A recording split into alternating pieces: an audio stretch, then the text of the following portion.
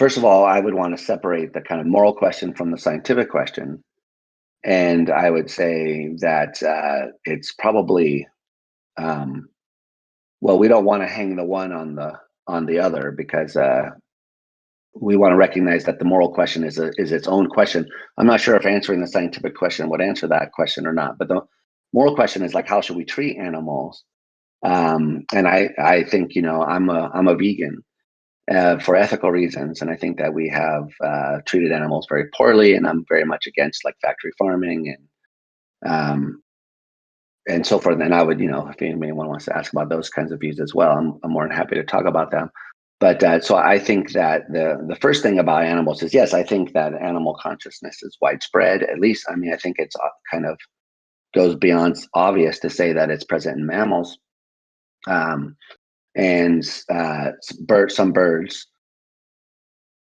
probably how far does it go down? Is a bee conscious? I don't know. So there, I think that it gets a little bit iffy, and you're going to have people with differing intuitions about whether bees are conscious. They certainly can do amazing things, and in one sense of conscious, they're perfectly conscious, because if you mean, well, they're responsive to their environment, then of course they're conscious. If you mean, do they have sleep wake cycles, then yes, of course they're conscious. The bees sleep. And I was actually just seeing some very cute pictures of bees online, huddled up inside of a flower on Twitter earlier today. So they do, they are sensitive to the environment, and they do have sleep wake cycles. So they're conscious. But do they have experiences? That's the sense of consciousness that like baffles philosophers. Do they experience the world? There, I think it's hard to know what the answer is. I've seen arguments on both sides, and I was just at a conference not too long ago at NYU on this very topic, and there are people who argue it extends all the way down through bees, and people say no. And so I think that it's very unsure. But at that point, what I would say is that's where the moral considerations come in, because if it's even probable that bees are conscious, then I think that guarantees that we ought to treat them in certain ways, just to err on the sort of side of caution, as it were.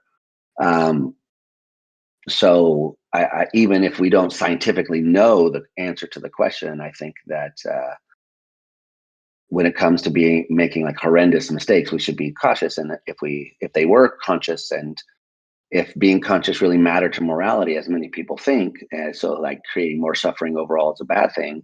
And if in our actions we are unwittingly creating like tremendous amount of suffering, so maybe each individual bee doesn't suffer too much, but like the overall suffering of bees generally may be quite astronomical, especially given the number of insects and so forth.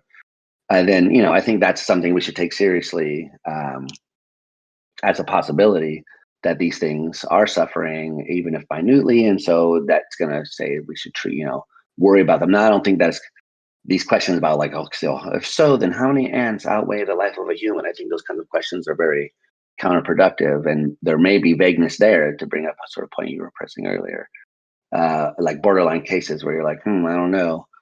But anyway, so I guess I'm getting a little bit distracted. Sorry. No, that's great. Do you think that part of how we would go about answering that question is, well, first determining what sort of account of consciousness is correct, at least in our purpose, in our sake, right? So, is some higher order theory correct? And if so, maybe we would go about determining what other things are conscious by determining which other things have higher order representations of their own states or representations and so forth. Is that sort of a way to go? Yeah. So I think so. That was kind of where when I was getting sidetracked a second ago, that was kind of one of the points that I was trying to make in passing, was that um, I think the question about animals is really a moral question, and then there obviously is a scientific question about, okay, so do they instantiate this or that property there? But I just don't think that any theory of consciousness is going to outweigh those kinds of moral considerations when it comes to thinking about animals. Um, so, and in particular, with just to illustrate this, maybe when you think about like the higher order theory of consciousness, okay, so what is it? What does it say? It says you have to have this kind of inner awareness to count as being conscious. Okay, so that's a psychological fact. So how does that get implemented in the brain? Well, of course, there it's not clear. So some people are going to say, well, okay, so this sounds like a kind of cognitive thing, and the frontal cortex does a lot of cognitive stuff, so probably it's going to be there. But other people say, no, it sounds like a self-consciousness thing. So there are different parts of the brain that deal with self-consciousness. So maybe it's going to be there. And then there are other people say, well, no, wait a minute. It could be a kind of self-reflective consciousness where the state itself is an awareness of itself, and so only involves like activity in the in the visual areas of the brain, the lower areas of the brain. And so because we're not really at a time in history where we can say what the brain does and how it's doing, it's really unclear how to relate these kinds of psychological level processes to the neurological level. Now, that doesn't mean that we're not going to be able to do it eventually, and it doesn't mean that we can't have evidence one way or another about things as they currently stand. But it does mean that these questions become really difficult when you try to say, okay, so what really is required, for example, empirically, for a higher order theory of consciousness to be true? You have to make some background assumptions. And so one assumption currently is that like the prefrontal cortex is importantly involved. No, notice there's nothing in the higher order theory that says, oh, it's got to be prefrontal cortex, but you might think, well, we think that's where planning and things like that, certainly attention and those other processes, which seem to be on the same area level, are implemented there, or at least, or importantly, those areas are involved in it, like working memory and so forth. So you might think, well, for that reason, it's reasonable to think the frontal cortex is involved, and then you get a version of your question, which would be like, okay, so could we then look for whether other animals have prefrontal cortices, and we can say like bees don't, and so forth and so on. So I think that is one possible way that you could argue, and certainly what we need is some sort of theory ultimately, in order to answer questions like that in a definitive way. But there's also a problem with that, which is that we can't rule out the fact that consciousness or mentality generally is what we call multiply realized, which means that there might be different ways of implementing the same sort of like different materials from which the same thing could be built. So some people think, well, could a computer be conscious just like us? And some people say yes, whether they're physicalists. And some people who are non-physical say yes. So like David Chalmers is some sort of dualist, but he thinks computers can have conscious experience just like us. In fact, just because he thinks that there's some kind of law-like connection between the functional states of the computer and these non-physical consciousness properties, whatever they may be. And then there you go. So yeah, it's I think that question becomes very difficult once you start realizing how much variability there may be. And I just think that it's more certain that animals are conscious than any theory is going to. I don't think any theory is going to convince us that animals are unconscious.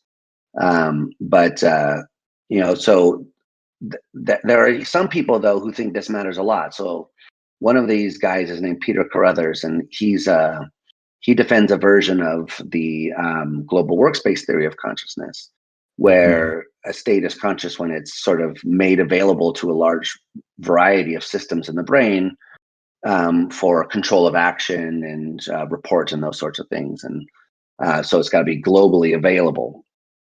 And then, so that's one claim, is that, well, that's like a plausible empirical claim about what the nature of consciousness is. And the second claim is that it's not clear to what extent, there will be cases that are vague where it's not clear whether the animal really has a global workspace in this way, or whether it sort of has one or kind of has one, like a little bit, but not a lot. And so he thinks the question of animal consciousness is just, it isn't a coherent question to ask, because when we discover what consciousness is, we find out that it's just a kind of a meaningless question. Do these animals have this or not? It's sometimes it's maybe, sometimes it's kind of. So I guess I am less implied to take that route. And if a theory had the implication that animals weren't conscious, then I would wonder,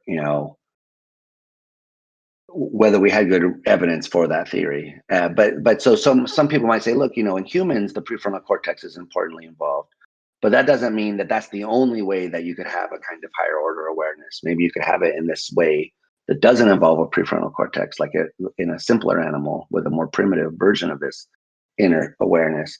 So all of that is a long-winded way of saying that, yeah, I think that the theory first way of doing it is it runs into those kinds of difficulties where you're not clear what would confirm a theory in this case at this instance, and that there's always going to be ways to reinterpret the evidence.